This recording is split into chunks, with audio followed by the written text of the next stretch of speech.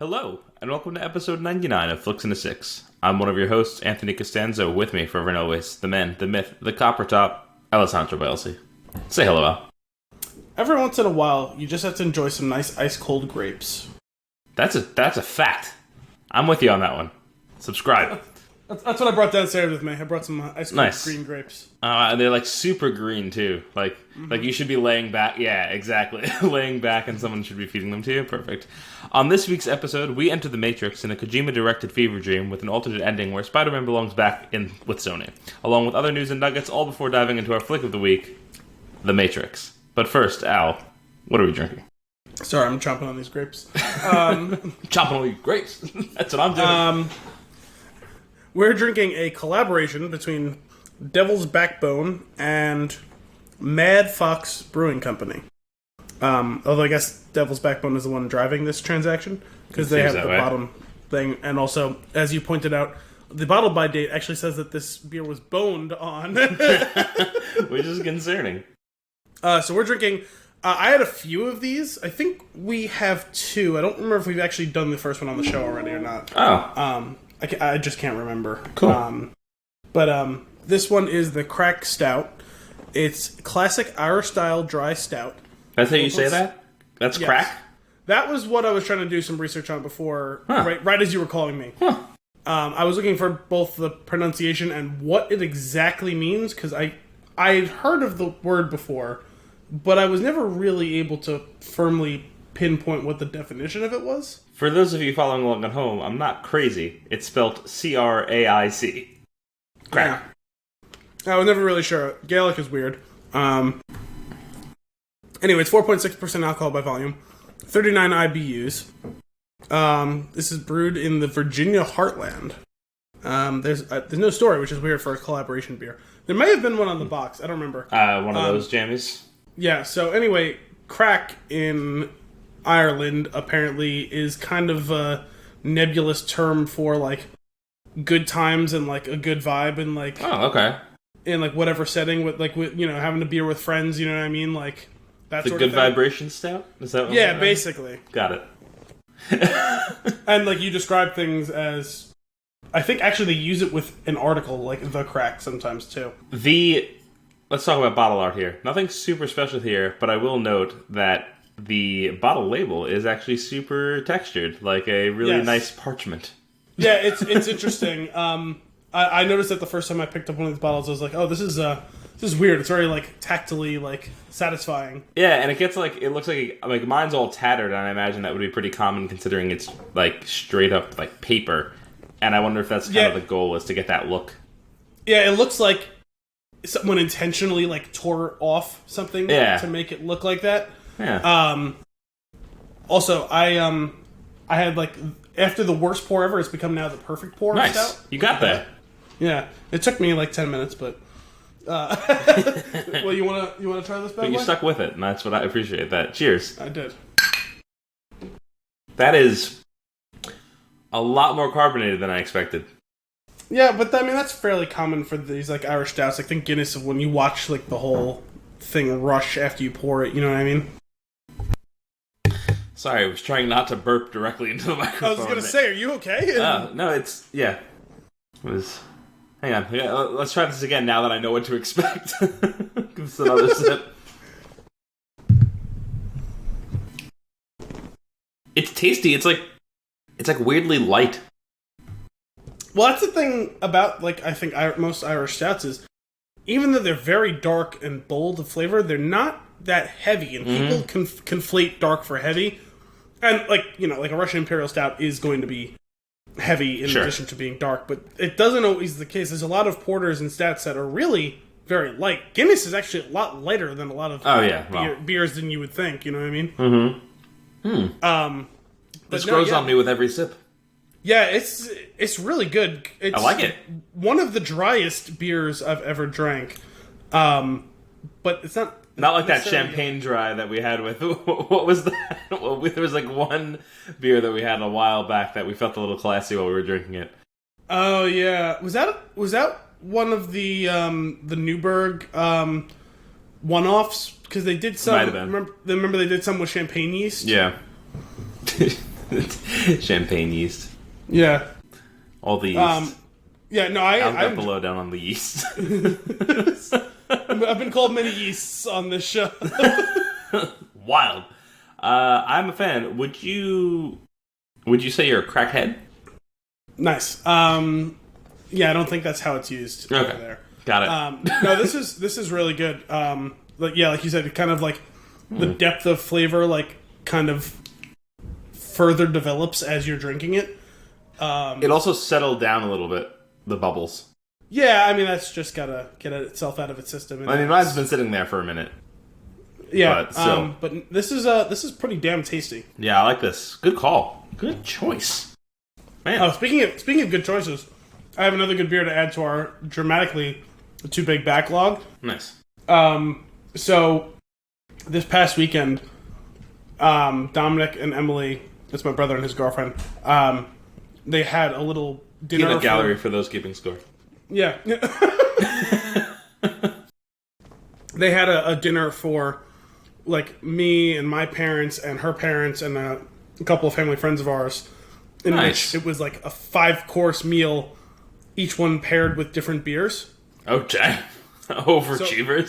So, yeah, so me and him planned that out over the last week or so, and I found a couple. I contributed a couple of beers to this, and one of them was one I had before. It was one of my favorites. It's Victory Golden Monkey. Mm-hmm. And you love your Golden Monkey. I do. It's so good. It was a big hit the other night.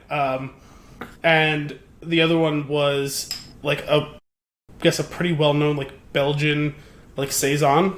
It's saison Dupont. It was supposed to be really good, which is why I finally tracked it down. I literally found one 4-pack of it at the store. And I didn't have any belief I was ever going to find it. We get into like a jingle all the way situation where you're fighting some mailman for it. Yeah. So I have 2 of them left over. It's really good. I know you're not a big saison fan, but it's really, really good. Yeah. Nice. And it better be because it was fucking expensive. I mean, we're just even if it's not, you're just gonna go with it. A little Stockholm syndrome there. No, it was really good. No, I'm sure it was. Awesome. I mean, the catalog keeps growing. We'll probably just have to record a bunch of episodes at once to get through some of it. A bunch of parts of an episode that we release all at once, where we do multiple beers. Oh my god, the early days. Or Flix in his 6th, the pilot season. Recent days too. Oh, you should check out our Cloud Atlas episode. It's gold, Jerry. Gold, Jerry. Gold. Shall we get into it? Sure. We got a lot to talk about. Yeah. I want to start off with... I tried to keep my news pretty light because we're gonna just have a bunch of, or at least we're gonna discuss a bunch of it like in fairly long form. Probably, yeah. So let's start off here because it's super relevant to the flick that we're doing. The Matrix 4 is happening. Keanu Reeves and Carrie-Anne Moss are returning to the film, and production is starting in early 2020. It will be written, directed, and produced by Lana Wachowski. Lily is not part of the creative team, which begs the question, if it's just one Wachowski, is it a Wachowska? Yeah, they're Wachowskis, not Wachowski. Wachowski. How do you feel about this? We discussed these rumors a while ago, and they pop up every once in a while, and I just don't get it. Mm-hmm. Like, whether or not I would be quote-unquote on board with it, I would understand if they chose to set something in the past prior to the events, is more of a world building of how we got to this point sort of thing. I could see the intrigue. That's kind of what the Animatrix is, though. Sort of movie. Well, I never watched okay. that. I thought the Animatrix was between 1 and 2. There's a lot of explanation of like how we got to where we're at, the first machines with AI that were built, and all the sky scorching and all that. Oh, okay, then yeah, I guess they don't need to do that then. Yeah. I thought it was supposed to be a between 1 and 2 sort of thing, because it was a couple of years between 1 and 2, and that would be fair, just because it's very jarring. Yeah. The between those two. Yeah, I don't know. I mean, I'm gonna see it. I don't really care that much. I'm excited to go back into it. I got real excited rewatching The Matrix for this episode, and it makes me want to watch the rest of them. I will say this about the fourth one or whatever. Before I feel too excited or disappointed with it, I want to know what it's actually going to be about. Yeah, that's fair. Because for me right now, I just can't conceptualize what a sequel to the trilogy would be, especially one that involves the two people who, spoiler alert, died at the end of the third one. I hope that it's just from the machine's point of view. She's gone crazy. She's like, I'm going to revisit the time and space of these films as the Squiddy. That will make some compelling storytelling. That's a take. Man, yeah, I don't know where to go with this one. We'll obviously keep tabs on it. Like you said, I will say at least there is a Wachowskis that's being involved in the movie. If it was completely new people taking on it, I would have zero interest. Yeah, I'm curious what the only one is about.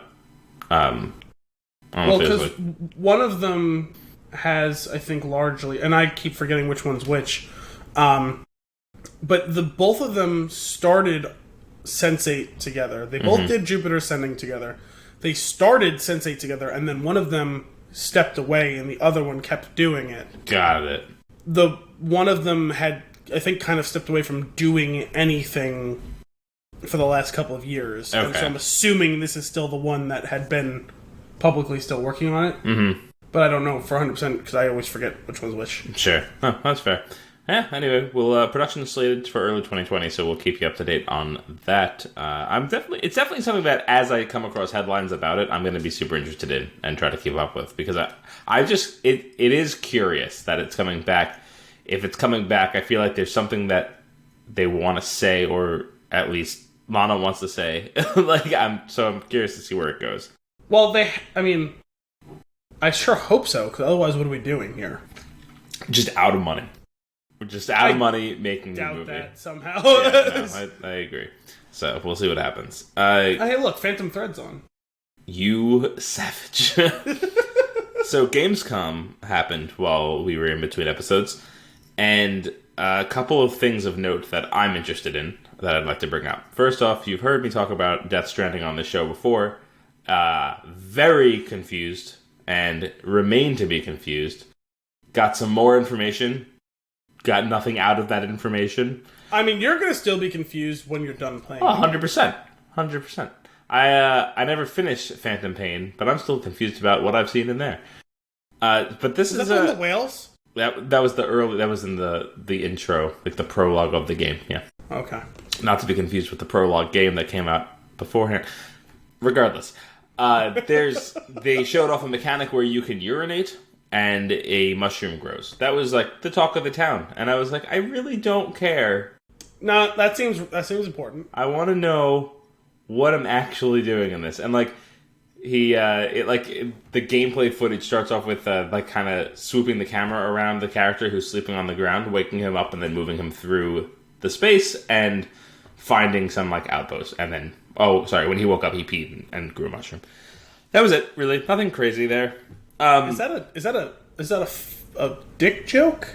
He peed and then grew a mushroom? What am I missing here? He peed on the ground, and a mushroom grew out of the ground. And apparently, there's going to be some sort of mechanic where you can pee on other people's mushrooms, and they will grow bigger or stronger.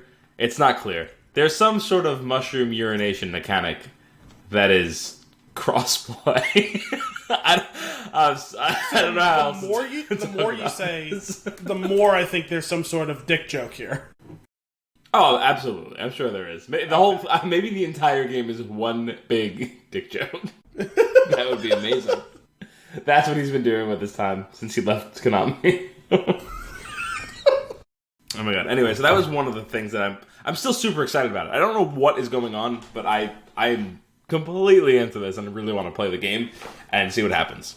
I didn't really have any interest at first, and then when that literally 10-minute long trailer came out that we discussed a few months ago, it made me really excited, but also made me pretty sure that I'm never going to play a single minute of the game because it looks just super intimidating to play. Oh, absolutely. So you'll play it with me. I feel like it's going to give me anxiety trying to play it because you get that every once in a while when you're really hyped for a game and it's like, oh god, there's so much to do in this game. And it just, like, so sits many in the things shrink to wrap. learn. Yeah. Yeah, I've done that before. Absolutely.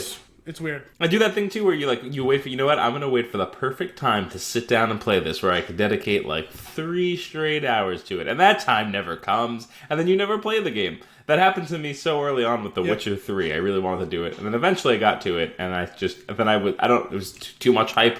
I wasn't super into it. I feel like it's a game that I would be into, but never happened. And now here we are, and I haven't played through it. Instead, you can watch the show on Netflix that has someone who's less good at his job than Armie Hammer. Hammer Cavill. And we should play Death Stranding together. We talked about this before, but I think we might bring back the game stream, have you and Brian over, we'll have some beers, and we'll play. We'll at least kick the game off together. I feel like that'll be fun to do. Okay. We should make that happen. The other bit of news, not super news-y, but you look like one of the newsies. It's, are you crutchy? It's not super newsy, but, because we already knew about the Marvel Avengers game that's coming out, but we got to see the footage that I believe was behind closed doors last time that it was played. Like, there were, like, clips of it. Oh, wait, for what? The Marvel's Avengers. Oh, I thought it was for Marvel. Is that what that was? Okay, I missed that, but I heard that it was out, yeah. And I feel like the talk about the game is not super high, but I'm interested in it. I want to play it. I want to play those characters. I don't know. They still reports are saying like they're kind of confused by how the actual mechanics of the game will work, because what was played felt very much like a tutorial mission and not how the game will actually play. I was confused watching it because it looked like it was supposed to be delivered as gameplay, but it also seemed very cinematic. Yeah, there's like a lot of like hit this button now things going on in between. But yeah, I don't know. I'm reserving judgment on that because it's something that I'm super passionate about and would really enjoy playing. Even if it's not good, I feel like I'll get a little bit of fun out of it. So I'm looking forward to that. I don't believe that's coming out for a while. I think that's like May 2020 or something like that. No, yeah, I think it's like something like that. Oh, is that far down the line? Yeah, I think it's spring next year, but we'll see. I'm excited. I think it's going to be good. Or at least entertaining enough that I'll have fun with it. I've still been playing a lot of the Spider-Man game on PlayStation that I had beaten a while ago. I thought you finished it. I beat it, but now I'm 100%ing it and getting like all the side. Okay. It's just like I've been having like every once in a while, I'm like, oh, I have an hour, and I'll just go on and I'll pick one ridiculous suit that I want to wear, and I will just do every mission in a specific spot of the city, and that's how I'm working my way through the city. And right now I'm wearing the suit from Far From Home because I'm furious and I want to keep that alive. So let's get into that. So it was announced that they were not able to come to an agreement, Sony and Marvel, or Sony and Disney, on the Spider-Man property. Basically, the gist of it, Disney wants more money for making all the money, and Sony does not want to do that. That's how it's kind of advertised to us, the consumer. It seems more like it was they're using that kind of to fuel the fire of fans. I don't think that it's as bad as it sounds. It definitely seemed like Disney was successful in getting fandom onto their side. 100%. Try and strong-arm Sony into coming back to the table. Yep. And from what I had heard, even a couple of days after the news came out, this might still be a fluid situation. Oh, yeah. That's what... After the fact, that what I was reading was like, it's just that they didn't come to an agreement, not that it was over. Yeah. But, like, everybody took that and ran with it like it was the end of the world. Which, granted, I was very upset with hearing that immediately. I was just like, ugh, this is just going to be on the fence for a while. I don't... Yeah, that's the big thing, is it's just going to be annoying for a long time. Yeah, and I don't think, ultimately, I can't imagine that that Spider-Man story ends in the MCU the way that it did, because it's just so good, and it's so exciting, and it's horseshit if it doesn't come back in some way in the future. I mean, really, Disney should just, even though I don't usually like this sort of thing, they should just find a way to buy it back. Like, just pay whatever price and buy it back. Yeah. Like you guys are messing with our long-term plans, because, we actually have those, unlike you. So either grow up and come sit at the adults table, or fuck off. You know what I mean? Yeah, absolutely. There were a number of really good, goofy Twitter reactions to this stuff. None of the good ones include anything about Uncle Ben. That joke is tired and old, and stop it. No, there was one pretty good one. My particular favorite was about Sony keeping up with the tradition of ruining the third Spider-Man movie in the franchise. Yeah, that was good. I like that. Tons of that stuff. If you want to go and look for that, I'm sure if you listen to this show, you've probably already seen most of it. Did I not send you the one with that found a way to fuse Spider-Man and Lord of the Rings together? Did I not send you that one? I don't know if you did. I know I definitely sent it to Dominic because it's one of his favorite lines from the Lord of the Rings trilogy. So they took like just a random like ski mask with like eye holes and like face holes cut out, and like photoshopped it over a Uruk-hai, and there was the line. It was when you find out that they're about to reboot it again, and it was from the second one when he says, "Looks like meat's back on the menu, boys." But he said it looks like Uncle Ben's back on the menu, boy. All right, that one is funny. That's clever. That was good. No, that one was really good. But it was just like the Uncle Ben jokes run rampant anytime there's something like this going on, or like it's starting, and it's just like I'm just over those jokes. But that one's actually pretty funny. I'll let you have that one.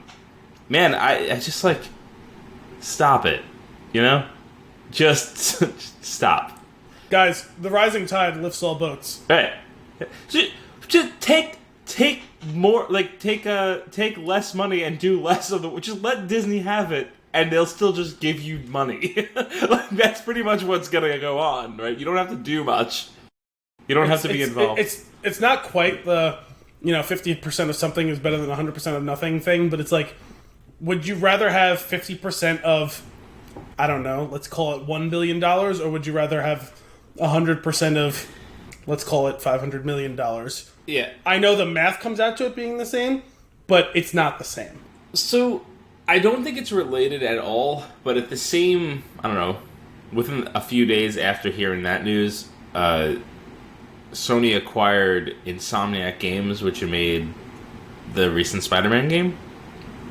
And yeah, that's probably not involved at all. I was curious if it could potentially have anything to do with the property.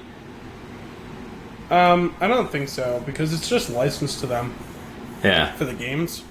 Yeah, I don't know. That's just something that I also thought the timing was very odd to hear both of those things within a few days of each other. That game wasn't a direct tie-in, right? No, it's not at all. But the story is fantastic. It's much better than some of the previous Spider-Man movies that they've made.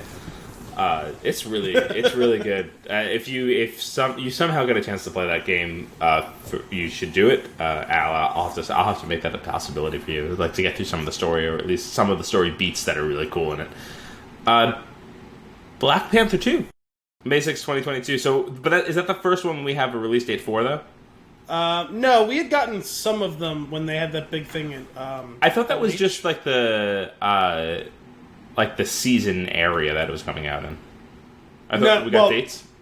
For a lot of them there were, but I think the first couple ones, because the ones that are coming out in 2021 hadn't been dated before that, I think. Okay, gotcha. So that's cool. I'm very much interested in another one of those movies. The first one we loved. Little sad to not have Andy Serkis return, but whatever. Spoilers. Instead he's gonna direct Venom for Sony. Man, the odds are not in your favor, but I really want to see it. I'm curious to know what Andy Serkis, the director, is all about. I mean, yeah, Andy, for sure. Andy Serkis, the motion capture actor, very excellent. Andy Serkis, the actor, underrated. Mm-hmm. Let's see what Andy Serkis, the director, is all about. Let's find out. So I think that date came out of was that the D23 Expo? Yes. So, along with a lot of other things that we'll be getting to. A lot of other things that are near. Why don't you take it? Why don't you take some of those other things? Well, let's talk about some Star Wars, as we're wont to do on this show. Which Star Wars topic do you want to talk about first? Let's start with The Mandalorian. Okay. So they finally gave us a trailer. Yeah. Which was, even though it was still incredibly light on giving us anything, which is weird because it comes out in, 3 months? Yeah. It's soon. Yeah. Still, it was good. I think it's in... Is it November or December? I forget. But either way, pretty damn cool. Technically, we never actually see Pedro Pascal. What does he have? One line at the end of the trailer? Maybe. Under the helmet. We saw a couple of shots of we saw one shot each of Giancarlo Esposito, and we saw one of Carl Weathers, and we saw one of Gina Carano. And okay, be honest with me. When you saw Carl Weathers, did you go? Yeah. Because every time I see him, all I can think of is Arrested Development. Yeah, no, he's it's a fantastic role in that show. I think the best one was the one where he takes him to Burger King, right? And he's talking about getting the per diem and this and that, and it's so good. And how to get a free meal and all that stuff. Oh my god! I think I want my money back. Yeah. I love that show. I gotta finish it. Yeah, I still haven't gotten to watching the newest season actually. Yeah. It's exciting stuff. It felt big. Star Wars. Yeah. It felt epic. It felt legit. That was the one thing I was concerned about was, is it gonna look cheap? And it very much didn't from the little bits that I saw. No, not at all. And I was definitely, as the trailer was playing, and I was getting the Star Wars goosebumps. It's a very specific brand of goosebumps. But I was getting the goosebumps, and I was like, this is weird. This is not for one of the movies. And I was like, what's happening here? But I'm excited. I think it's going to be good. It looks dark. It looks kind of gritty. Well, I think that was to be expected. It's, we haven't seen it though. No, but in the far reaches of space in the Outer Rim, in a time of turmoil right after the rebellion has prevailed. A long time ago. That there's still a lot of there's still a lot of Empire presence, right? Lots of Empire stuff here. Just lots of Empire stuff. Lots of Empire stuff. The Empire still has a strong presence in some pockets of the galaxy. And things are even more bitter than ever because now it's real, right? The Emperor's gone, Darth Vader's gone, the Death Star 2 is gone. You're out on your own now. And you can make yourself a petty warlord in some corner of the galaxy, but you don't have friends coming to back you up if things go wrong for you. And it could be really cool. It could be really cool. I'm glad it looked good. It looked polished and legit. It does. And I have a feeling that this one is going to be really good.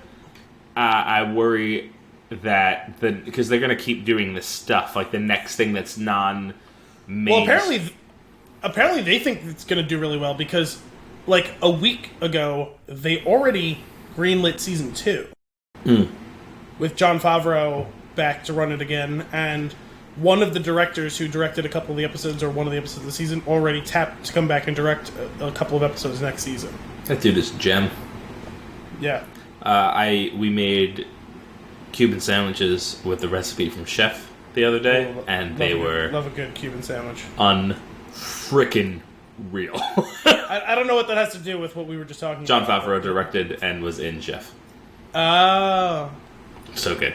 So good. I knew he was in a Chef movie. I forgot that it was called Chef. Oh my god. They were so good. That recipe's unreal. And it's not hard. Just do it. Just go make those. Okay, send me the recipe because I love a good Cuban Oh my god, it was amazing. It was absolutely amazing. A nice little MLT where the mutton's nice and lean. The mutton's nice and lean. Sorry, it was the last thing we talked about right before we went on.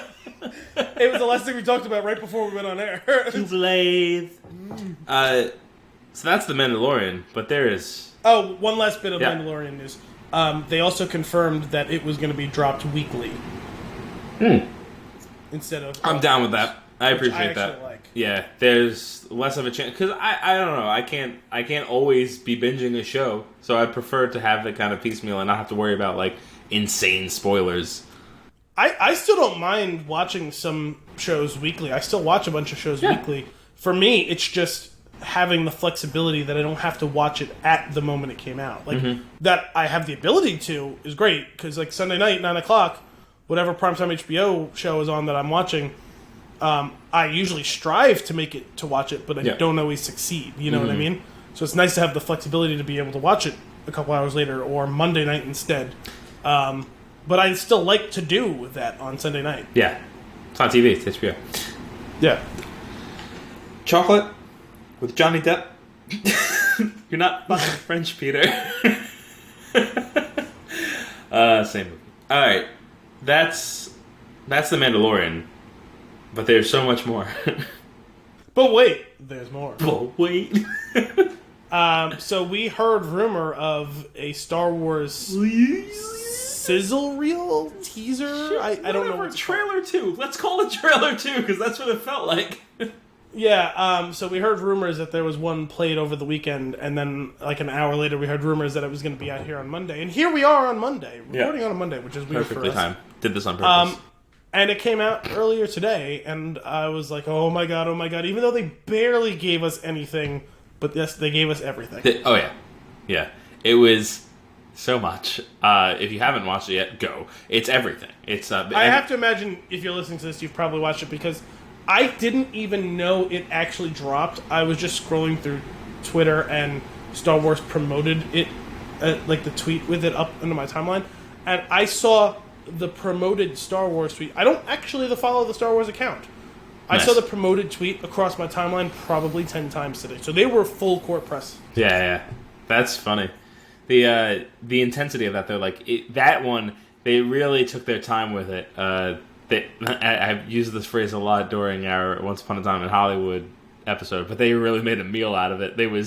With all the old scenery and all clips from the old movies and the build-up and the classic, words across the screen with the voiceover. And then after, like, I don't know, what felt like 2.5 minutes of that, then there was more of all new footage that we hadn't seen. And I was like, what is happening? It was so good.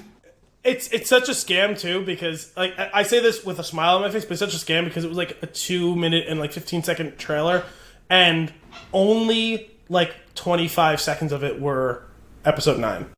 Yeah. Yep. And it's like, oh, we released a new 2-minute trailer. It's like, ooh, and then you start watching, it's like, oh, this is great, and then you realize... glorious seconds. It was like watching an episode of The Walking Dead, but it was like when The Walking Dead was good, so you didn't notice how short it was. Yep, absolutely. Oh man, they had what was that duel? Was that on top of like a downed Star Destroyer, or was that on top of a piece of the Death Star? What was going on there? Could have been either. When I saw it, my first thought was the downed Death Star, because there's water around it too, right? Because you see it like shaking with the waves like crashing around it, and that was the thing you saw. This was the final scene of the first trailer, right? As they're standing up on a cliff looking down into the ocean where the crash bit of Death Star was. So I assumed it was that, but then we saw that ridiculous mega fleet of Star Destroyers. That was insane. In what looked like a stormy sky, so it's entirely possible it could have been on top of one of those too. You're right. Sure. Yeah, and then that wacko lightsaber. Yeah, so that actually, I saw some people going a little nuts over that, like, oh, well, there was some jokes, oh, we love in the sequel trilogy, we love our impractical lightsabers, right, because of what... There's actually precedent for that exact lightsaber in the Clone Wars. There is a Jedi who he's... You know who he is? He's basically Goro. Perfect. But not... gigantic with... I think he had 4 arms. I can't remember. I don't remember how many Goro had, and I don't remember how he had. I just know it was more than 2. And, he's like 8 feet tall or whatever. So he carries 2 lightsabers, but each of them is a double lightsaber. Nice. But he starts off holding the 2 of them, and like it looks like they're just these really thick grips, and like long grips, and then he snaps both of them out when he needs to get serious. Nice. So he's got 4 blades and is doing his thing with his multiple arms. That's insane. And this one, it makes sense for her, right? Because it turned into a staff, basically. I've been banging the table for that since episode 7, right? Yeah. Hey, she fought with the staff. She's skilled in that style of combat. It would make perfect sense, and I get they never had her make a new lightsaber in 8. I think it's a failing, but narratively I get why they didn't, because it became a big thing when the lightsaber breaks, right? But And then they showed this trailer, and you're like, I hope they make a staff. And then you're like, oh my god, they did both! And you got really excited. And also, red? Yeah. Concerning. They're known to change colors up, though, for the trailers. Sure. Although the whole ambiance of that scene is pretty hard to... Oh, yeah. Confuse yourself. Although, actually, Does she die and get resurrected? Probably not. Well, the prevailing theory is, if people want to get into wild speculation, which, that was from, like, our first episode, and we never actually created a sounder for that. We should do that eventually. We have to keep doing it if we want a sound clip for it. It took me a real long time to make an intro that is 17 bottles opening and then a random loop from GarageBand. Yeah, but it still took you, like, a really long time for us to do the Avengers song. That was great, though. I think we deserve an Oscar for that one. Best sound editing. We should totally do that for Star Wars. But like an overture, right? Like that little fluttery thing, and then like the love song, and then the main thing. We should make, and the Imperial March. We'll do it all. I think for that one we should recruit help and get like everyone to like hum a different piece of it. You know what I mean? Yeah, I should start working on it now. Someone's doing the timpani, someone's doing the strings, someone's doing the horns, you know what I mean? Like, get, you know, all of it.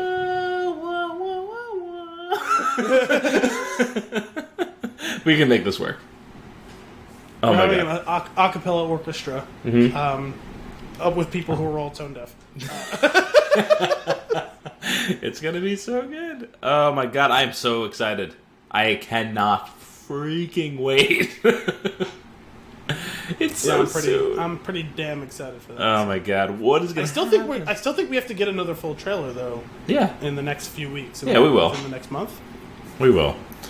Monday Night Football. I always look for that. I always look forward to that Monday Night Football game. Just so we can get our tickets. Do it at halftime. Yeah, exactly. Most importantly. Awesome. I remember last time you went through a whole panic because weren't you packing for a trip? He was not available to buy the tickets at the time. I think you were like, I'm leaving on a trip tomorrow. I'm packing right now. You need to text me when halftime comes up to the game because obviously you weren't watching it. And I'm like texting you furiously and not getting any response. I'm like, oh god. That's right. And you texted me back while it was coming on, and I threw my phone across the couch. It's like, I do not need this distraction right now. Was I? No. Was I leaving for my honeymoon? You absolutely were, because it was in October. I bought so many tickets to that movie that night. But they were not for like good times. They were just tickets. It's like, I gotta get something. Yeah, I didn't even think about that, but yes, you were packing for your honeymoon because it was in October of that year. Yeah, that was amazing. The only other nugget that I have here is the title of the new Bond movie, which is not news now. It was news when I first wrote it down. Oh, yeah. That happens to me sometimes when we miss it. Guys, we've been missing episodes occasionally. It's just... It's life. It happens. Yeah. We're still here for you.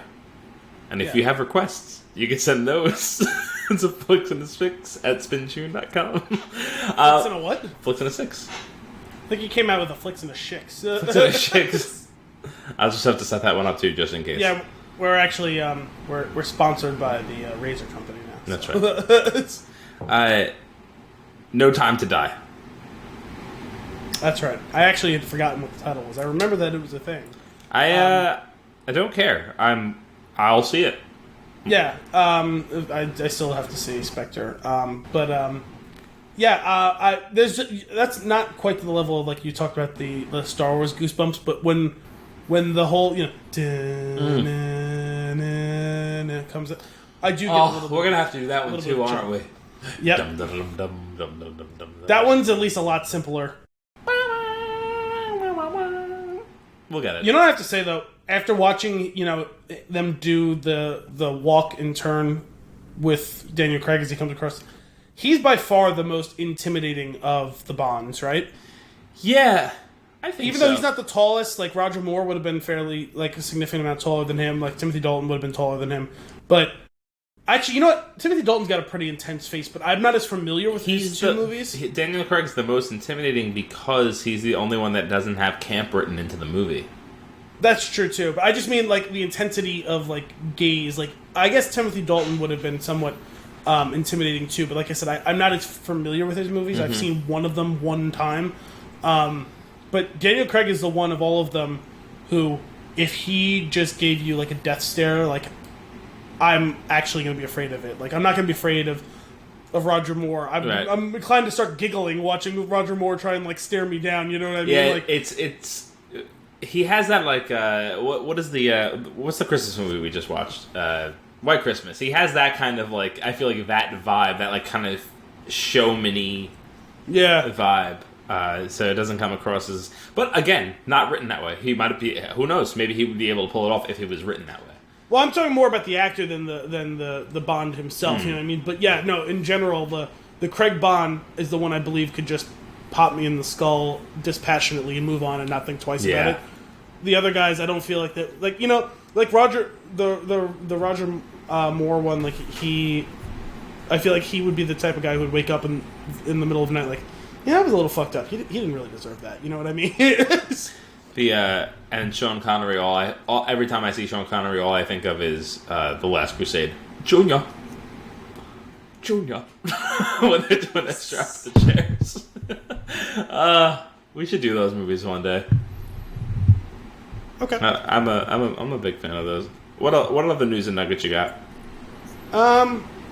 That's it from me. All right. Well, then I have a new segment for us. Oh. Yeah, bringing it in hot on episode 99.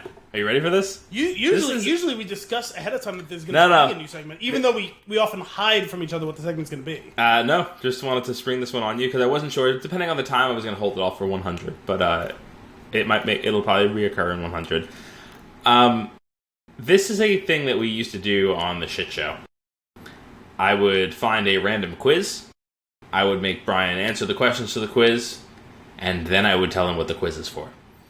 And we're going to bring that back. And any question that I feel will give the quiz away, I'm just going to give you the answers and make you pick one. They're all multiple choice. Okay. Just because I don't want to give it away until the end. It's not. I'm a little confused. I'm just going to follow. Okay, cool. So is it just am I supposed to try and guess it as quickly as I can what it's about? No, you don't even have to guess what it's about. You can try. Let's see before I reveal the answer. Let's see if you can guess what the quiz is about. And then when I give you the answer, let's see if you get it then. And then if not, I win and I tell you what the quiz is. Is this quiz which character from Phantom Thread you're most likely to be? It is not which of the three characters from Phantom Thread you are. So, question number 1 is when were you born? And I'm just going to skip over most of these and go down to the bottom because here's a fun fact, which I'm pretty sure every year I text you 2 to 3 days before your birthday and I go, is it this date? Or is it this date? Yeah, sometimes it's a couple of days before, sometimes it's a day after. Yeah. It's always I'm in the area October 23rd through November 21st, or November 22nd through December 21st. So is this a horoscope / astrology thing? Not really. Well, you said October 23rd to November 21st, and I'm right inside the cusp of Scorpio, so I'm the 20th. That's right. And it's the 21st is the one that I always think is your actual birthday. But moving on. What would you wish for if you found Genie's lamp? And there's a few options here. World peace, $1 million, everlasting life, magical powers, true love, or a puppy. Oh, there's actually a couple of like decent ones that are not complete. I mean, like, world peace probably should be the answer. Sure. But true love or a puppy is pretty great too. It's not super selfish. It's not $1 million, you know what I mean? Yeah, I would feel pretty comfortable answering any of those three. Which one are you going to pick? Let's go with world peace. World peace. All right, moving on. I'm going to make you describe yourself. Handsome, intelligent, adventurous, kind, funny, or wealthy.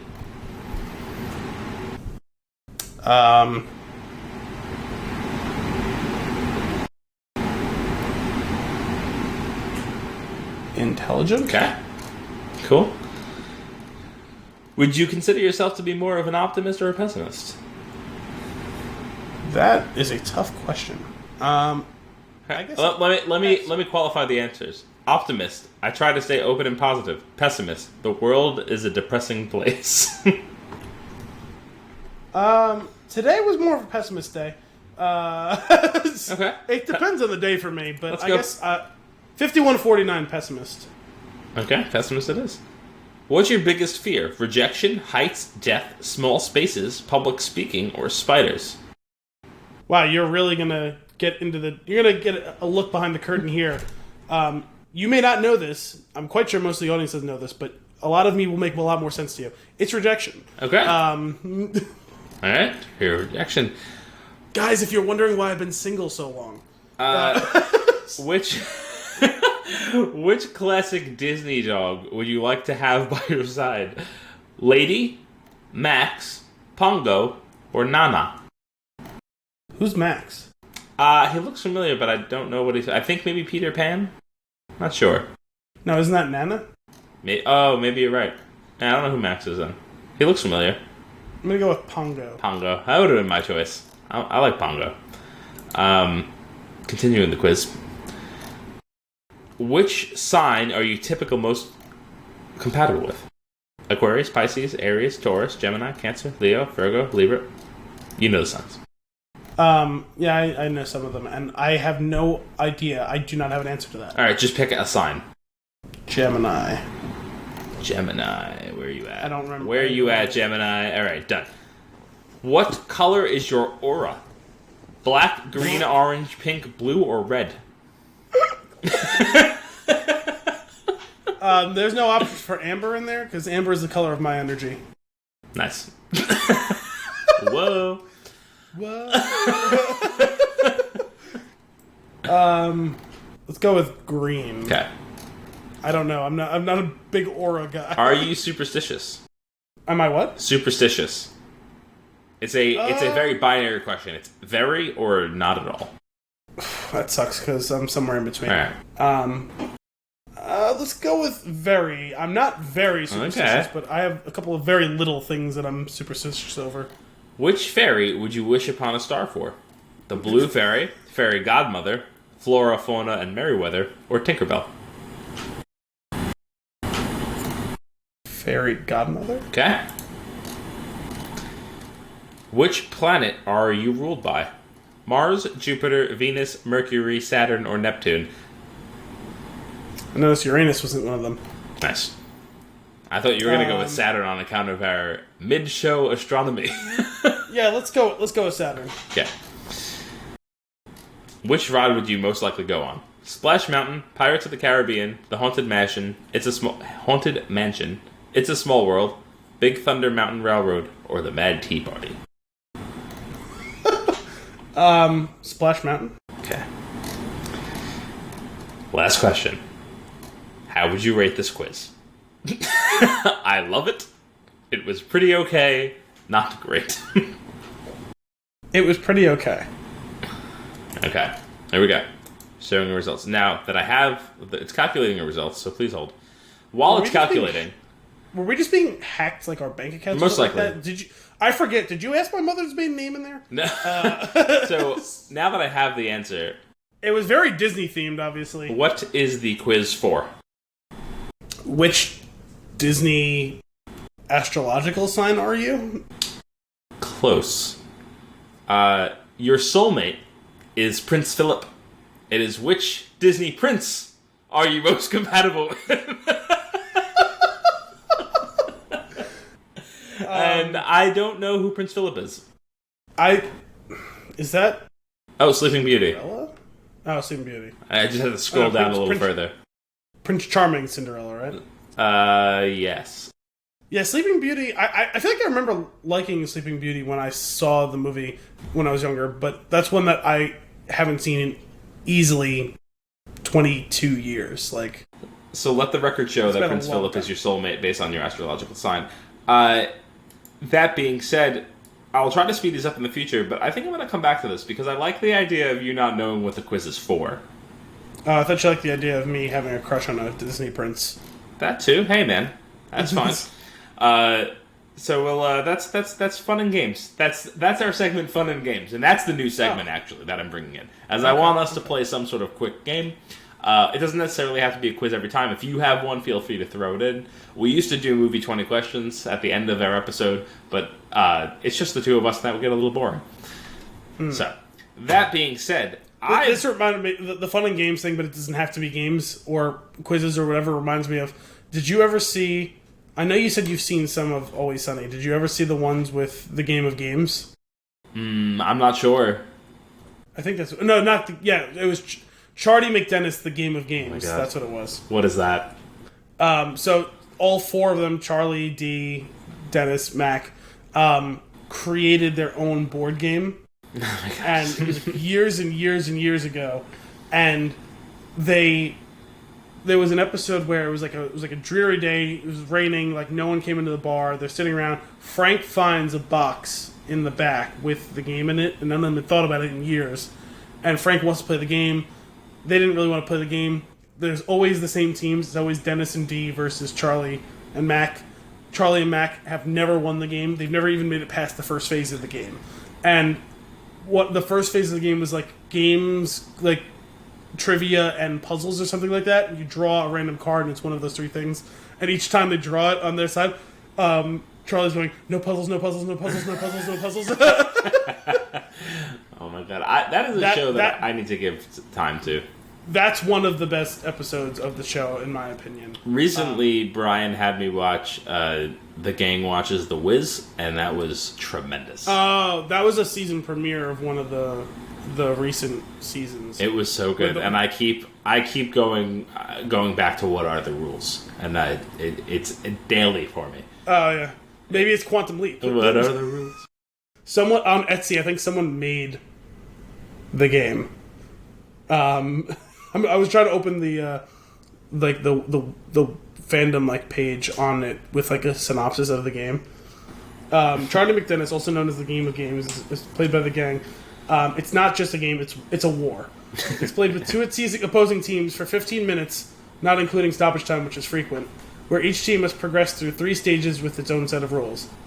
The game ends when one team has completed the required number of challenges from each level. Upon achieving victory, the winning team gets to smash the game piece of the losing team. Mac and Charlie have never won in the 18 times they've played. There are 15 minutes on the game clock. Stoppages occur in between rounds during the team's 3 timeouts and during injury stoppages.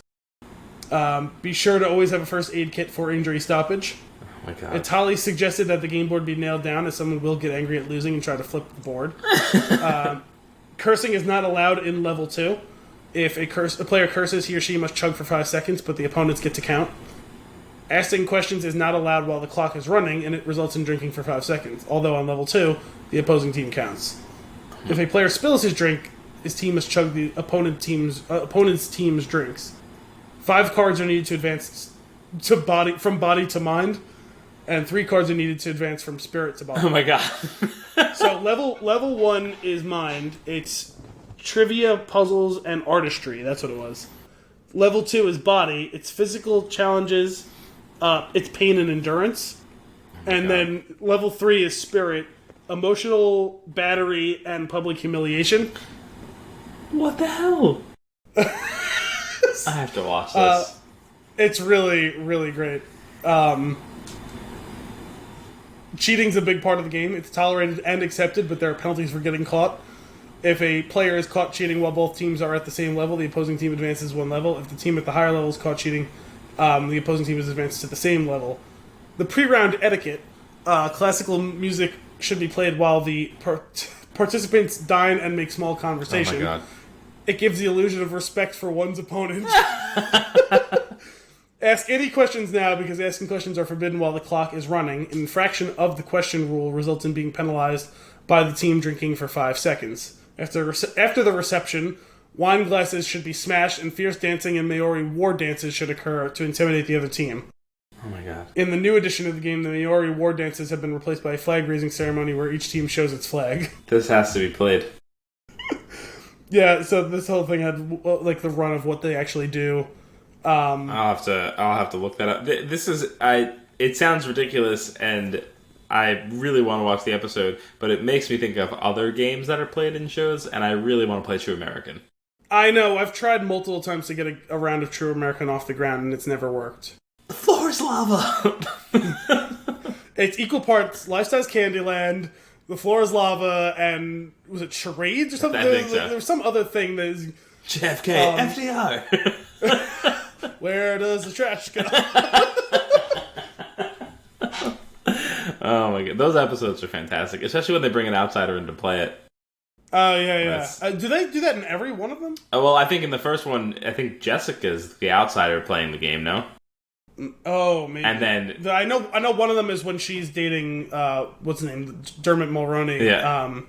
I don't remember the character's name, but he was there with them. And then there's another one where someone else's significant other is joining them as well. There was a great SNL skit where it was a trivia game. It was like it was almost like a Family Feud style. Like it was Keenan hosting, I'm pretty sure. And one of the categories was, is this Dylan McDermott or Dermot Mulroney? And they just show both of the pictures. So great. Yeah, we should try to make Flix and a 6 True American happen. I'm on board with it. Make it happen. Let us get into our Flick of the Week. The Matrix, 1999. A computer hacker learns from mysterious rebels about the true nature of his reality and his role in the war against its controllers. That is the synopsis from IMDb. Man, it has been a minute since I've watched this movie. I rewatched it this weekend in preparation for the show, and I didn't think the movie was going to hold up the way that it did. That's actually one of my notes here. This movie is incredibly 1999, and yet somehow it still really holds up, with maybe the exception of the whole cell phone landline thing. Sure. But even then, it's technically could just be construed as a quote-unquote period piece, in which case the setting in the narrative justifies having those things be a part of it. Right. And it's just like, I don't know what it is about. There's obviously the nostalgia aspect, right? It brings you right back to watching that when you were younger. I actually don't have that. I didn't really see it. I was too young to watch it when it came out, and I did anyway. I saw a little bit of it, and I remember, like, my memory of it was warped because, like, I walked into the room and, like, my parents were watching it, and they're like, yeah, you should get out of here. And the exact scene that they were watching is absolutely, because I think it was the scene when Neo gets pulled out of the Matrix the unplugging for the first time. Yeah. That's not a great scene. No, it's not. It's terrifying. That'll scar you for life. An 8 or 9 year old kid to walk in. Absolutely. That's terrifying for me today. Yeah, no, it's not great. I didn't watch it for the first time until like 6, 7, 8 years ago, something like that. Mm-hmm. It's something special. It's like, and I feel like the movie almost like encapsulates the 90s as a genre. Transition into and out of, which is well, it's weird. very much the I guess actually the turn of the century, right? Because some of it was actually ahead of its time at the time. You know what I mean? Yeah, but oh my god, because you could go back like a year or two before, and that could feel super dated and very 90s. Oh yeah, absolutely. Whereas this exists in that weird nebulous space of specifically movies from 1999 and 2000. It's so funny too because like the CG is usually one of those things that really dates a movie, right? Yeah. And while it's not, I mean, by today's standards, it's not good. It's still, you look at it and you are thinking about everything else, right? You are thinking about, like, this was made in 99. Like, this is insane what they're doing. There's only really one CG thing that doesn't hold up, and it's the actual, the squid alien, the squid robot. Yeah. That's the only thing that doesn't hold up. Yeah, that's true. How about that? The insane helicopter crash into the building ripple effect nonsense scene is... That's what I'm saying. Like, that's so pretty good. solid. Yeah, it's insane. I mean, the bullet time scene is silly. Yeah, but it was also meant to be because it was meant to look so specifically. And the thing is, they haven't gotten any quote-unquote better than that now because it's still an homage to that specific scene. Right, and the fact that they did it, instead of, well, at the end of the film, they animate him flying. In that scene, it's I think it's just a high-speed camera with a fan blowing and him actually doing the on wires, doing that those motions, which is what makes it look so good. But like, it's just it's so bad. Oh, you know what else? You know what? Sorry, you're wrong. It's not the squids. It's the elevator door. That's the worst. Of the worst. Yes. Okay. The explosion in the building. Is, no, the explosion's actually fine. I'm okay with the explosion. It's the door. It's the door bouncing. It's just the door. It's almost as if they forgot to finish rendering it. It looks like some of the deleted scenes of Endgame where they're not finished on the effects because why finish the scene and you're not going to it's like the pre-rendered first draft of it. Getting back to something you just said a minute ago, it's because they were so groundbreaking in some of these things that they did in this movie. A lot of it holds up because it's something you never saw before. Yeah. You know what I mean? Mm-hmm. It's so... Although that doesn't always work, right? Because there's some CGI from, the 80s where it's wow, back then this was, cutting edge, and now it looks like absolute trash. So who knows? Maybe in another 10 years this will, but I don't think it will. Yeah. Because or at least for us it won't. Yeah. I think it'll... Well, I don't know. I think when you have the compare and contrast of the two things, it makes it quote-unquote better for you, that because you know where you came from to now where you are. Yeah. Type of thing. Oh, I think the way that it'll be important, or other folks in the future will notice it, is when you're trying to see movies from certain time frames and you're watching movies from that time frame, and that is part of it. That's when you're like, well, holy shit! That's insane. Well, you get caught up in the moment too, especially when it is cutting edge. I swear, the first couple of times I saw Attack of the Clones, I didn't realize that literally nothing was real in the movie. I know it wasn't real, but that there was literally no practical stuff. Everything on the battlefield was 100% rendered. I didn't realize until years later, going back and watching. I'm like, oh my god. Yeah. Now that I'm not caught up in watching the movie, I know what happens. Your attention wanders ever so slightly. It's that's really bad. It's crazy. And also really not real. And I just assumed that was a dude dressed up like a stormtrooper, like it was in everything else. Yeah, for sure. Yeah, it's pretty wild. It'll be fun to. I'm looking forward to the day when I can go and when I can watch this movie with my kids and just be and wonder how they feel about it. It'll be interesting. I also had a thought before you get into whatever next year. When we were saying, you said, "Oh, this is very '90s," and I said I slightly disagree. Where it's anything made prior to 1999 feels very '90s, and specifically, it seems like every movie made in '99 and 2000 has its own vibe that doesn't apply to even movies coming a year or two earlier or a year or two later. It's its own little microcosm. And I wonder if.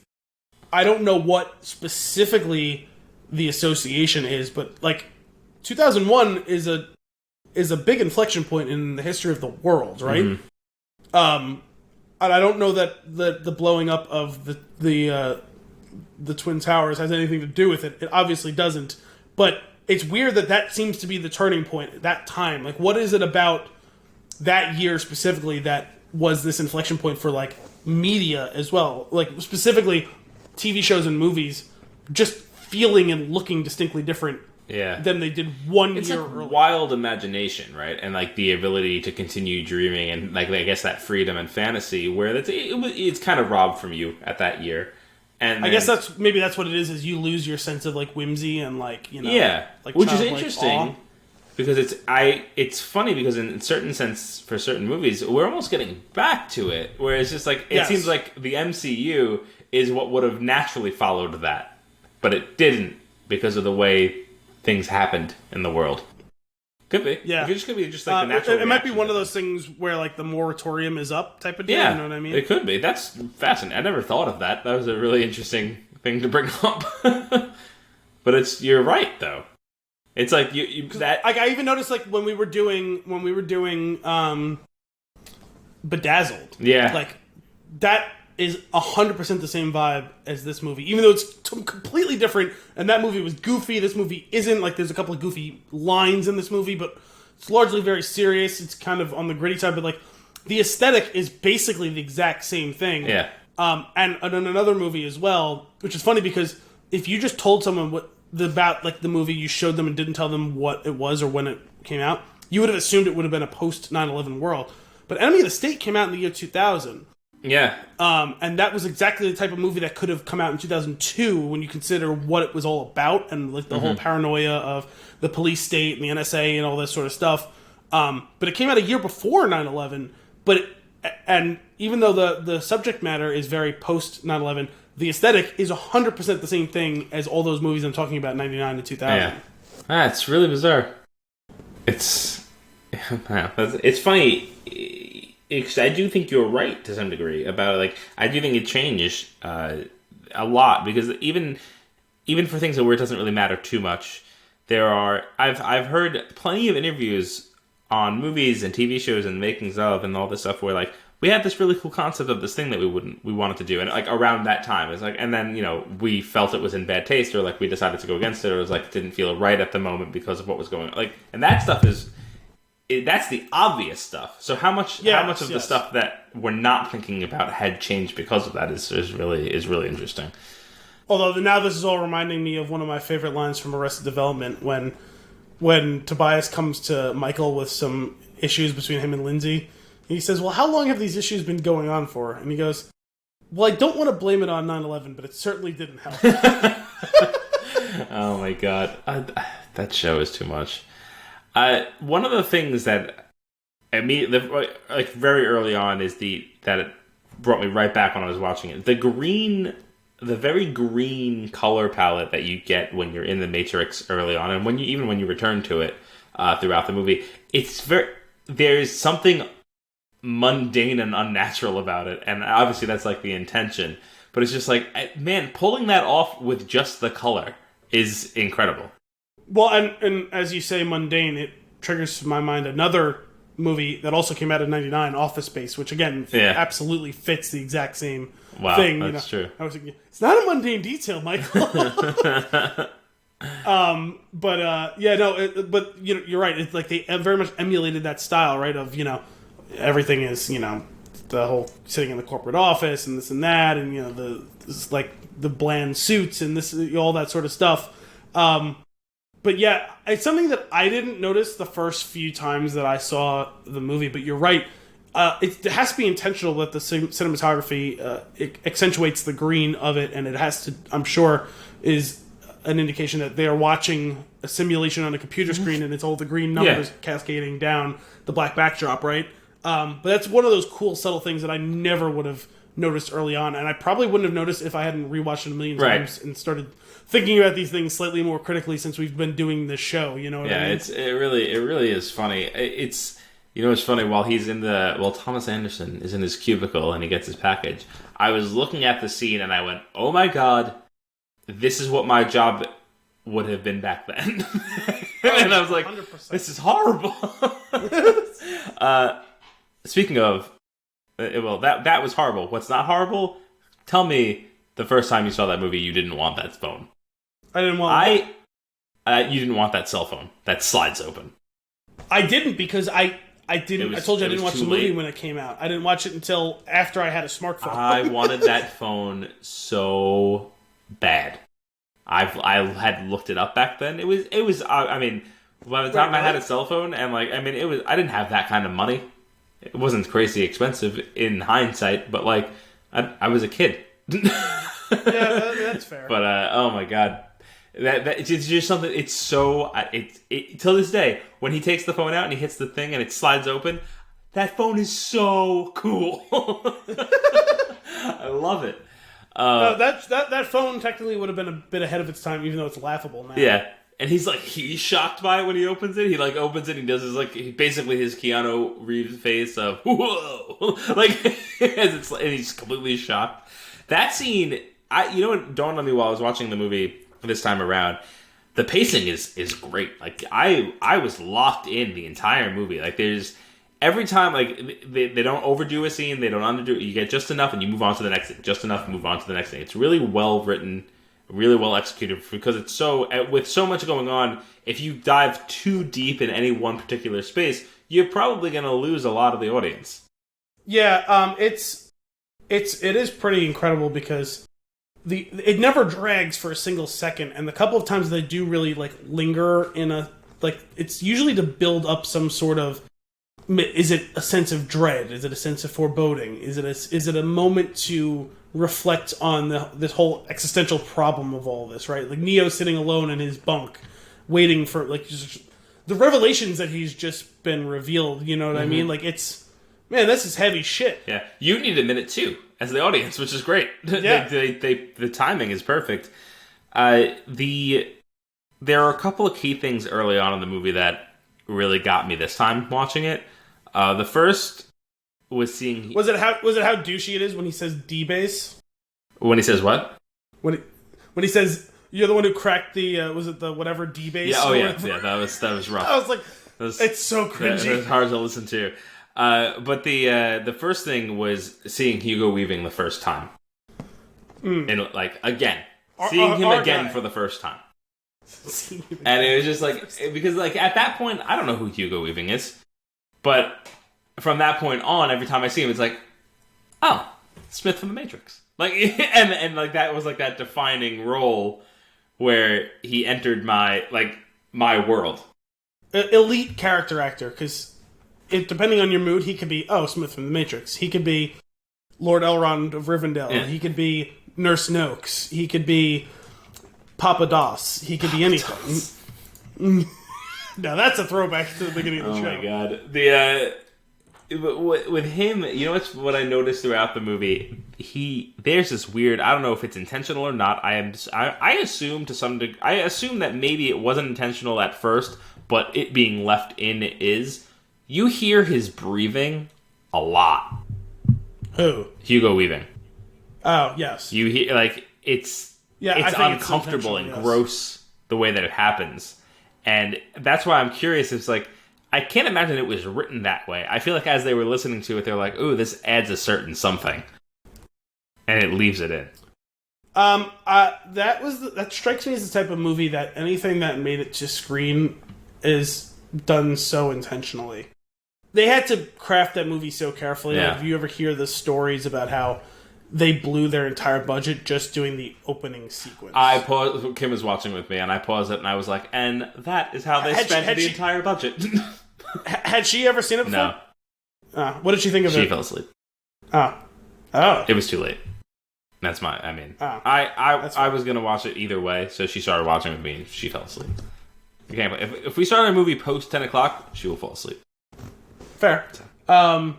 Yeah, no, I think that the audacity of that story, like, I love hearing stories about that where someone who is so passionate about whatever they're working on is willing to totally set everything up in flame just because they need to deliver to you this glorious vision that they have. You know what I mean? Mm-hmm. When you see something like this and to see it rewarded is great because it could have totally blown up in their face and we never would have seen this movie. Absolutely. You know what I mean? It's insane. It's nuts. And I paused it and explained the situation to Kim, and as I was doing so, it dawned on me how absurd and incredible it is that they were able to do that and pull it off. Like, it is. I mean, it becomes kind of meta too, right? Where it's like this whole scene is meant to hook you into everything that's coming out. It's like, I have no idea where this movie is going for the next hour 45, but I really want to see. You know, it could end up being great, it could end up being terrible, but geez, man, you could do that? Show me more, whatever that is, you know what I mean? What else did you think of while you were making this movie? And that's not even what the movie is about, you know what I mean? Like, it features a whole bunch of, like, high-wire acts, but it's not what it's about. It's a movie that has a lot of heavy, introspective thoughts. Yeah. And that's just the window dressing to get you to come in. It's wild. And it reminds me of, like, you know, like the kind of a more literal representation of that whole meta experience at the beginning of that movie and how it was made. Reminds me of the beginning of *Halt and Catch Fire*, which I've mentioned a few times on the show, although I guess I mentioned it somewhat recently, but before that it had been like a while since I talked about it, when I was binging all of it on Netflix. Mm-hmm. The very beginning of the show, there's a guy who worked at IBM who goes and starts to this random electronics company in Texas, and you don't understand why he's there, what he's trying to do. He wants to make a PC, like one of the first PCs, and they don't get it, and then you find out that one of the guys there had a dream of creating one of these that's somewhat affordable, and that was why he chose this company. He knew that that guy was that guy, and that he was ahead of his time with what he had created years past. And their whole idea is, we're going to rip off the IBM operating system and ask for forgiveness, not permission type of thing. They come up with this whole loophole with how they're going to do it. And the audacity of the whole thing is twofold. One, they lie to the company about what it is they're going to do, and they just do it. And then they're burning up their budget, and like, what are you guys spending all this money on? And two, not only does IBM find out, but the guy who left IBM actually informed IBM they were doing it with the sole purpose of getting their intention and showing what it was, why it was so special, what it was that they were doing, that their own company would want to back them because of the potential that IBM would come down and be so hot and bothered about this means they're onto something. Right. And two, once they're able to prove to IBM that they were operating in this loophole with how they're doing it, it forced IBM to like put it to the test to find out whether or not they actually stole it. It would be tough for me to describe what the loophole was. And by getting that out of the way at the beginning, they don't have to deal with the court drama afterwards. That's cool. It was a really clever like conceit of those first couple of episodes of the first season. That that level of like drama and commitment and passion to what they were doing and everything like that, I thought was really cool. And in some ways, I see an analogous situation here. Yeah, that sounds like a show that I would be interested in. Well, doubly so, considering they're making computers. I would think that would be somewhat interesting too. Yep, for sure. Some of the early on shots, they carry through. I started not noticing them later on in the movie. I'm not sure if it's just that I was at that point I might have been so back into the movie that I wasn't picking up on these things anymore. But they did a lot of like early scenes, the close up of the face while delivering dialogue, and there's something very comic booky about it. Like it seems like a focused panel in a comic book where like the blurb is right there and the person's face is right like maybe it's like 2/3 of the panel. And the words are off on the left side, and it feels like it's almost like let's just shoot this scene exactly how the storyboard looks, because it looks great on the storyboard. That's what it felt like. There are definitely some scenes that are like that, and I can tell you that even later, it's probably true. Like, when they first show you that Cypher's betraying them at dinner, that scene does that as well. You can almost see it moving slowly, like still screen, like as a still screen sliding through. Yeah. The movie's very visually appealing, even though it's dark and gritty, and the actual settings are not. The movie is, which is it's a weird. Well, some of the settings are any of the settings on the ship, but it's meant to show you how hardscrabble their life is. But even in the Matrix, there's nothing pretty about the Matrix in the way that they show it. It's all dark and bleak and gross, yet on screen, visually stunning. Very, very interesting. What about the lady in the red dress? Oh my god, the lady in the red dress. I designed her.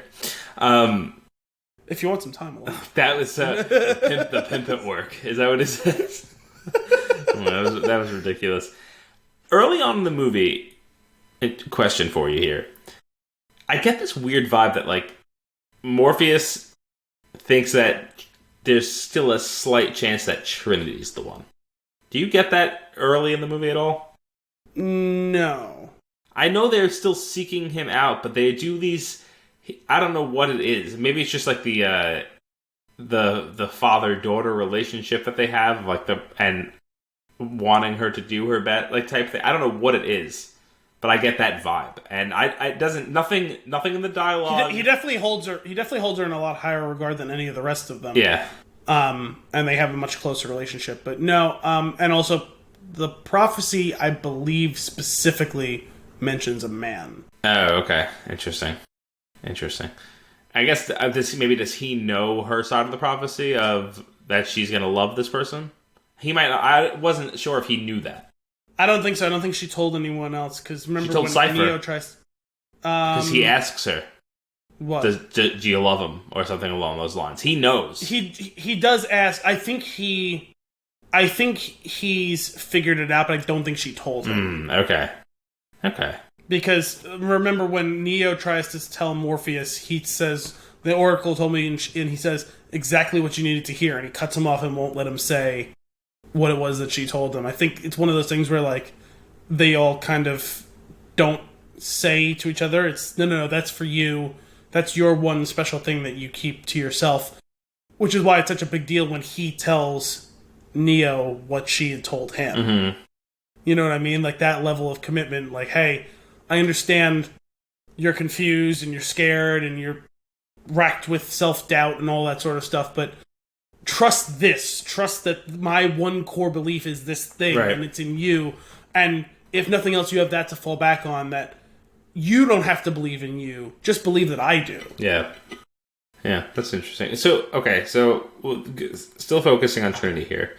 One of the reasons why I also don't know if, like, maybe she wonders if she could do more. When she holds her hand so she does it early in the movie and later in the movie. She holds her hand up to stop the truck as she's taking the phone call, and she holds her hand up to stop the bullets, basically, as she's taking the phone call in a later scene. And I'm wondering what that's about. Is she trying to? So it feels like it's the bullets, unless it's just foreshadowing of how Neo is going to be able to control, like, everything. Could be, and when he does stop the bullets, he does it by putting his hand up. I just took it more as a kind of brace yourself moment, because when she does it is when Smith walks through and she's already committed to answering the phone, and in that case she's not stopping it, she's actually trying to, like, signal to Neo, I thought, in that scene, you know what I mean? Oh.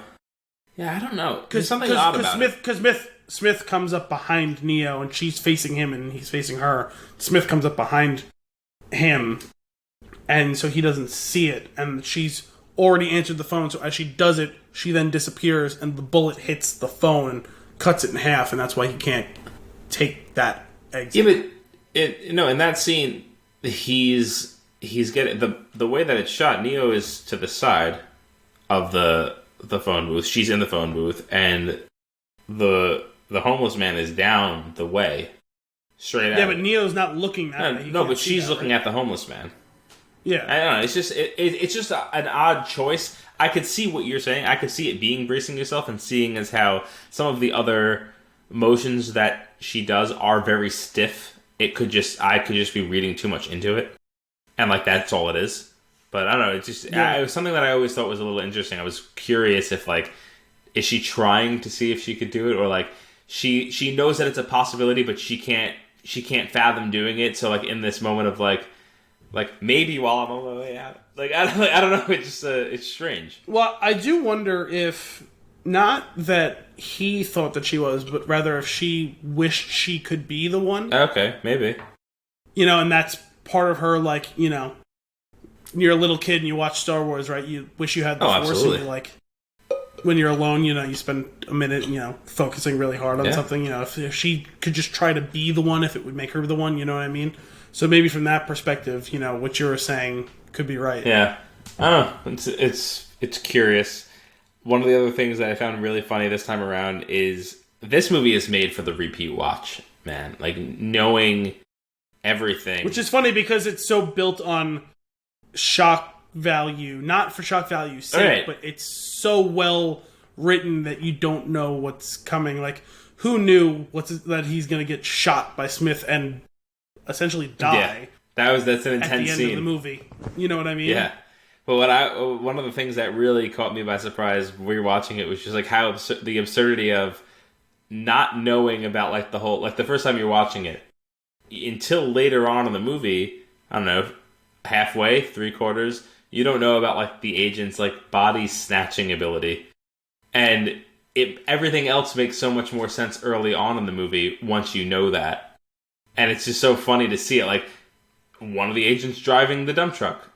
You know, like things like that. Like, why is that person there? It doesn't. You don't even think about it while you're watching it, but when you go back, you realize how it all pieces together so well. It actually makes them even scarier, right? Because at first it's terrifying. they keep coming from around every corner. It's like, Oh yeah, because they're their own little limitless army. Yeah. No, it's so funny. So as we get out of that opening sequence, we go into we meet Neo in his bedroom, which, as a note down here, I just have LOL Neo's lair. It's just ridiculous. Just the setup, the computers, him asleep on the desk. Another comic book shot. You could just see the panel on it, right? What I think is so absurd, this whole next 5 to 10 minutes is too much. It's just too much. It first off, it's his ridiculous lair. Then the guy talking to him at the door. I think I have his line written down here. Hallelujah, man. Oh, hallelujah, you're my savior, man. My own personal Jesus Christ. And I'm like, a little on the nose. And then it sounds to me like you just need to unplug. And I'm like, come on, guy. Well, the funny thing is my own little personal Jesus Christ is like, okay, dude. But you just need to unplug. Mm-hmm. Not the first time you're watching that movie, you don't know what that means yet. And it's like, okay. Is this just a song reference? Is this just a... But... and then follow. Hey, if some Depeche Mode cut in, that would be amazing. Or when did the Marilyn Manson cover come out? Is that around that time? That would have been good to splice in there. Follow the White Rabbit, like the whole, and specific. The later on, like the mirror going down the rabbit hole, like all like there's like so much. Well, that's just really good writing, right? The tattoo. Yeah. And then, follow the White Rabbit, or follow the White Rabbit, then the tattoo, then it's like Alice going down the rabbit hole. I ask you to, follow me. Why, oh, why didn't I take the blue pill? This is a thing that bothered me. The next morning, he's late for work. But his alarm is going off. His alarm is just going off late. And I don't understand. The alarm is going off at 9:18. There was another time I paused the movie and I was just looking and Kim was like, what? I was like, why is the alarm going off now, though? well, I mean, it's probably just a clock radio. Like, the time keeps keeping time, even though the alarm's clearly been going off for a long time. Was it? Because the way that scene starts, it seems like the alarm starts while we're in the scene. That's why I thought it was weird. Well, because you join him in achieving consciousness at that moment. You know what I mean? Maybe. I just thought it was silly. Although, man, to have that blaring in your ear for like an hour and a half and not have woken up. That sound, fun fact about me, stock alarm clock sound, immediately nauseous. I don't know if I just associate it with getting up early and not wanting to, and it turns my stomach, but even now, like if you were to play it, if I were to hear it, even then, watching the movie, I get like a weird little stomach turny thing as soon as I hear that specific, I can't handle it. I never kept one of that, because like I had like the clock radio one, so it's clock radio. Just turn on. Yeah, it would turn on whatever radio station I had it set to, and I would hear music or whatever was on. You know what I mean? Mm-hmm. Instead of hearing the annoying buzzer sound. I like. So we find out his quote unquote real name, his Matrix name is Thomas Anderson. He goes by Neo. I like that he has the avatar Neo, and it flip flop. It's actually flip flopped. I think that's really that was just really fun to observe when you're rewatching it. That guidance over it took me longer than I'd like to admit that. Oh, really? One is like an anagram of itself. I love that scene where he's being guided on the phone and he's running through. Wait, at the end? No, when he's being guided through the. Yeah, it's kind of similar to that scene, but no, when he's in the office and he doesn't know anything yet. Yeah, that is so silly. It's fun to watch, but there's some very Keanu Cans things going on in that. Like that one scene where he exits the cubicle and he's like looking directly up at the agent and spins just. There's a lot more effort to go the direction that he goes to turn around. And I'm just like, what are you doing, guy? And Cans. Oh, this is actually probably his most perfect role, even more than John Wick, because. Like, he gets dinged for being like for like his like laid back, like kind of like maybe a little confused, like very like chill like style of acting, and like that is really his only speed typically. But it was actually perfect for this of the whole fish out of water. I'm not really sure what's going on. I'm just gonna try and hang on by the seat of my pants and like survive this whole thing and like deal with these philosophical issues and all that sort of stuff. It's actually perfect for all that. And there's only a couple of lines that, like the one that I always think of, like the cans one, guns, lots of guns. Bringing that back for John Wick was beautiful. Oh yeah. The "I know kung fu" line is tremendous, but it makes me laugh now because if you've never seen it, you gotta look up some of the old Celebrity Jeopardies, and the one specifically with Keanu Reeves as one of the contestants.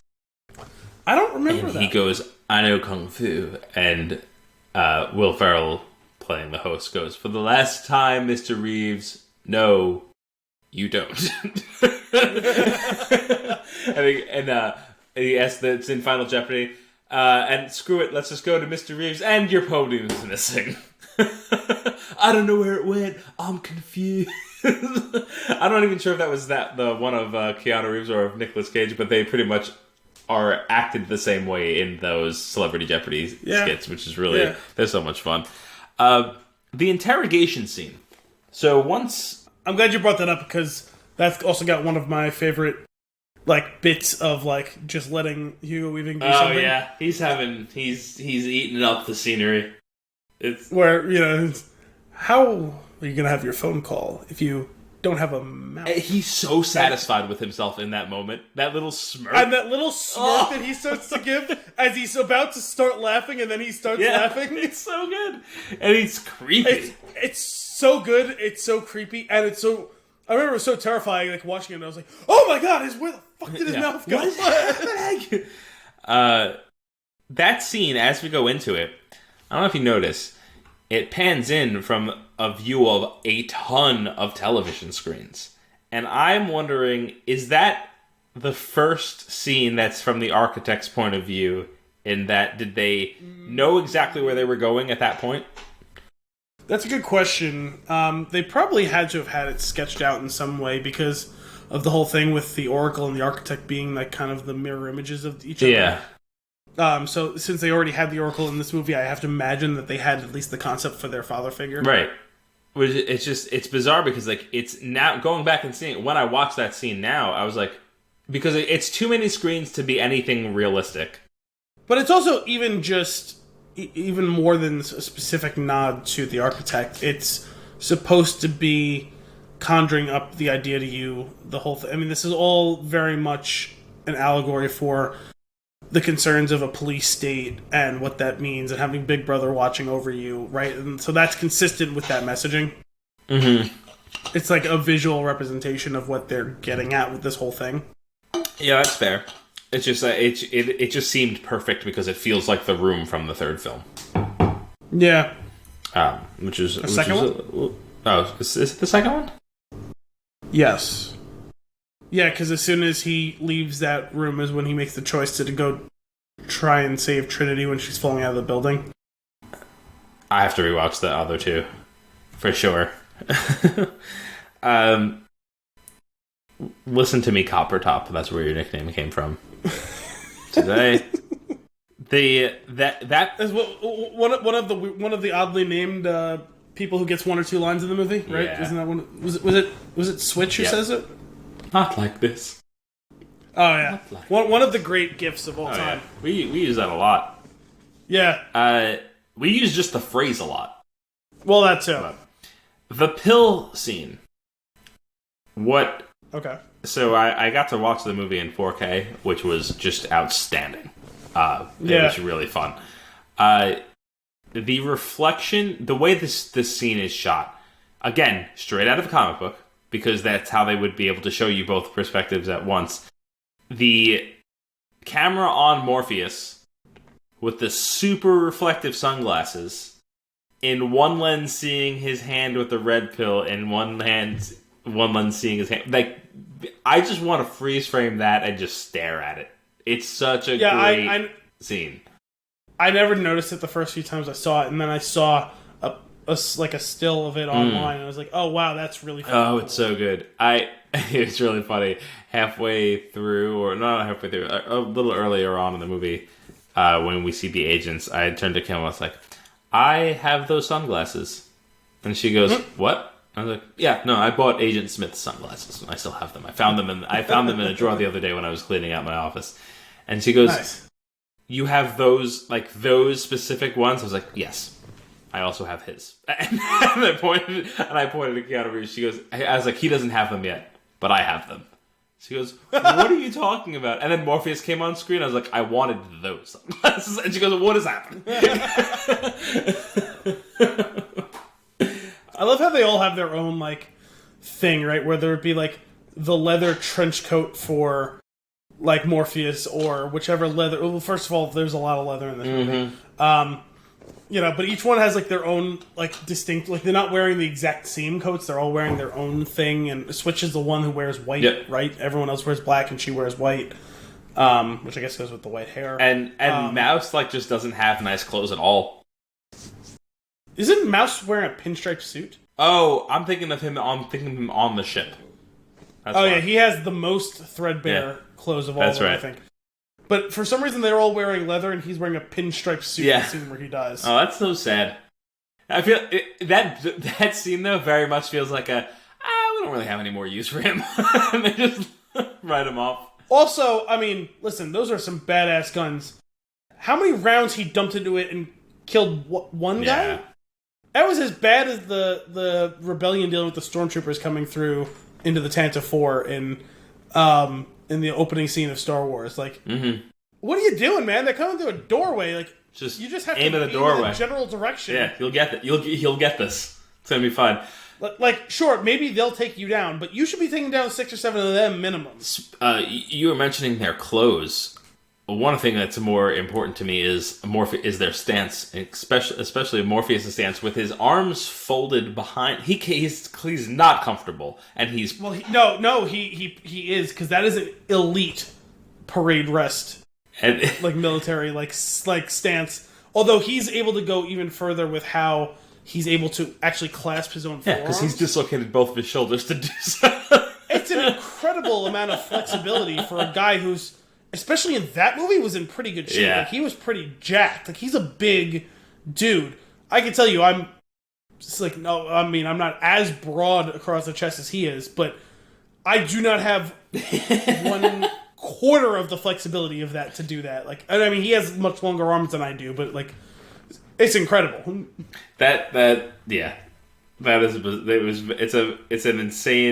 It's an insane stance. His outfit is insane. Everything about him is insane. I love that character. Doesn't he have, like, the clip-on sunglasses that don't actually clip to anything? Yeah, they're just on his nose. That's why I wanted them. They just rest on his nose. I don't understand. They clip right on the... Right, it's the Matrix. There is no sunglass. Well, sure. It's a good point.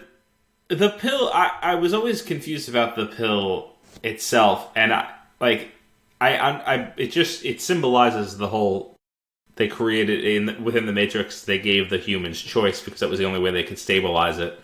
But then I was like, "Is that all it is?" But it's I still don't fully. It's how they find him. Like, what is? I don't understand. Is it like some sort of disruption? The pill. Well, yeah. They said it was some sort of like tracer program. It was like a homing beacon to help, like, basically give them a GPS coordinate of where his pod was. Yeah. And it also I think it allowed them.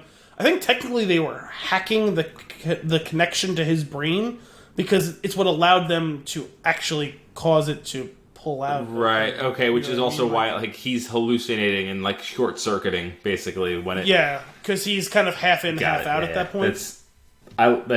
The whole thing, the choice thing starting off, and like there's a lot of yes or no throughout as he goes through this journey of becoming the one. Oh, man, it's so well executed. It's really just a joy to watch. One thing that's not a joy to watch is Keanu Reeves' insanely red lips in this movie. I mean, I guess they're pretty. Did you notice that? But it's not even every single scene, though. It's not, but in some of them they're like too red. Or pink. I think it must just be whatever the specific hue of his lips, whatever reason, stand out in stark contrast to the green. Green Yeah. color palette you were talking That's about. I guess so. Because they're like contrasting colors. It could be. Kim was accentuates that. That was the lip color was bothering her, as well as the scenes of body torture, basically. So like the creepy little creature that went through his belly button. She was not down with that. And then the unplugging scene, she's like, oh.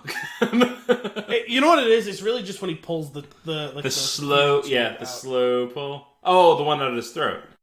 Yes. Yeah, that's gross. She seemed more grossed out when he was pulling the one. I think she was like not looking directly at the screen when he pulls that one out, but she was more grossed out when he slowly pulls the one out of his wrist when they're on the ship. I guess, however, they were like intravenously feeding him.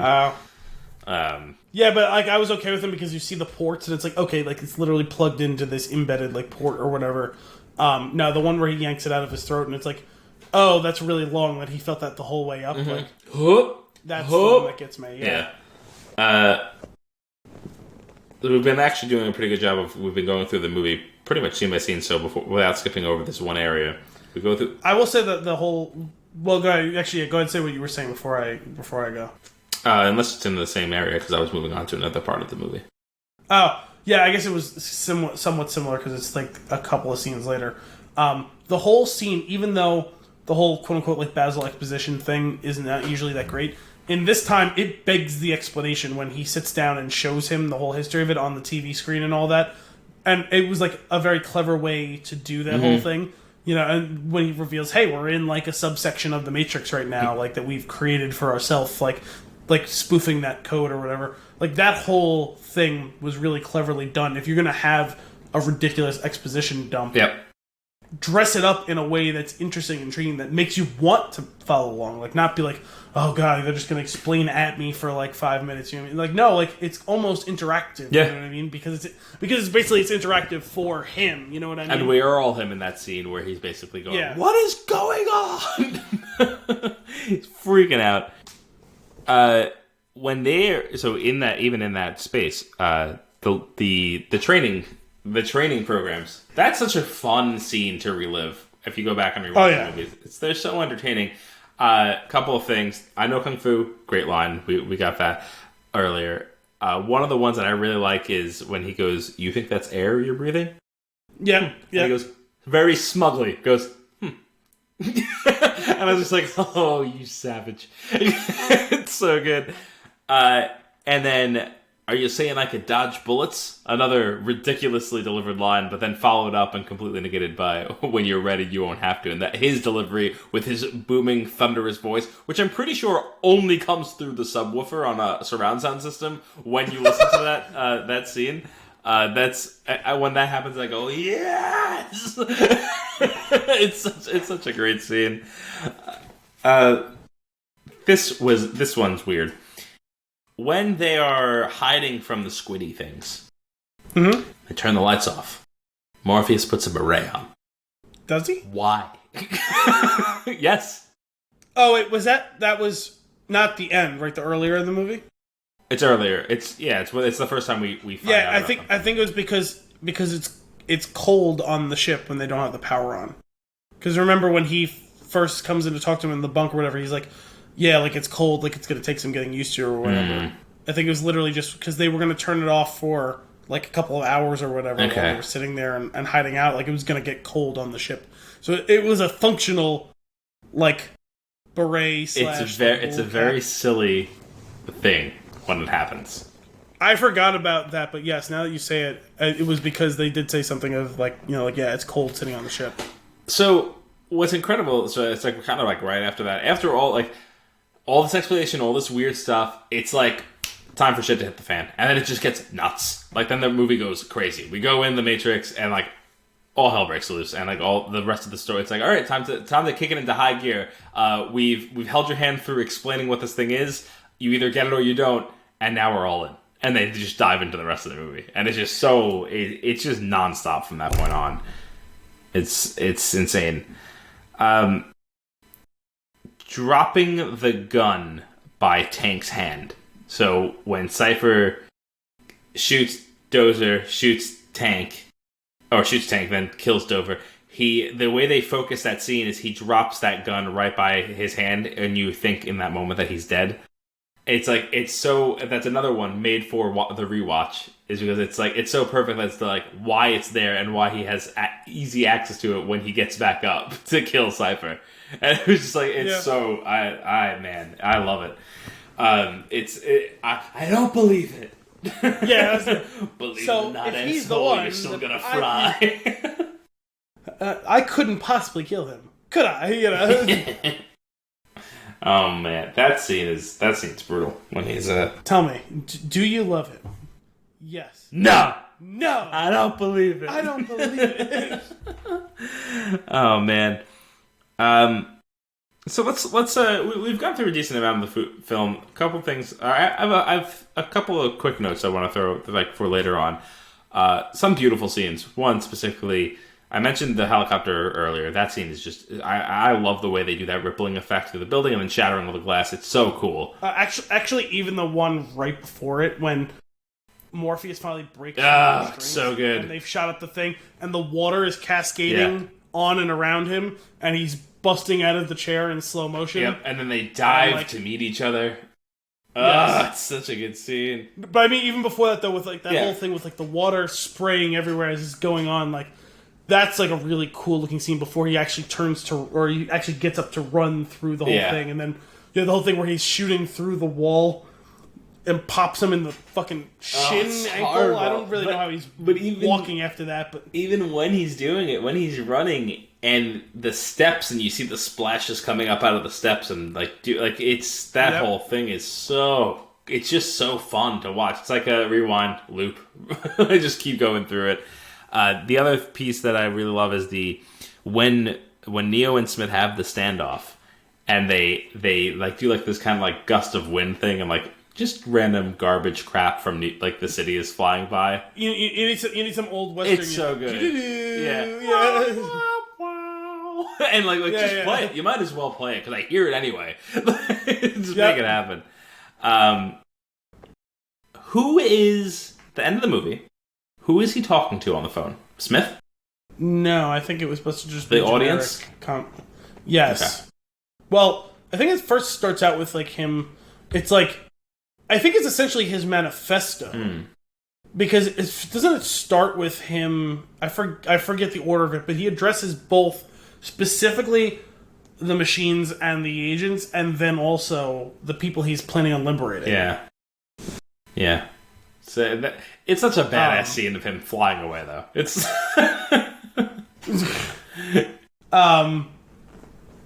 there's something else to discuss. What do you got? Who is the one?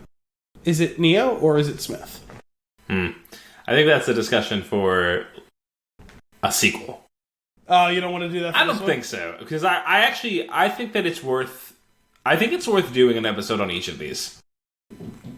Okay. And then maybe Although I guess technically we could do 2 and 3 as well. That's fair. We could do that. It's more of what they really are, just kind of one long movie anyway.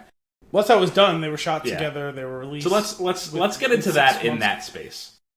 Because I never considered it when I watched the movies. I read the thing. I still don't buy it, but there's at least enough compelling info to make it a conversation. I agree. So sticking with this movie, then, I will say that when they give Smith his couple of really long, soliloquies that he gets to have, the one that he delivers to Morpheus when he's in the chair. It's the stink. Or the smell. It's the smell, if such a thing exists. Yeah.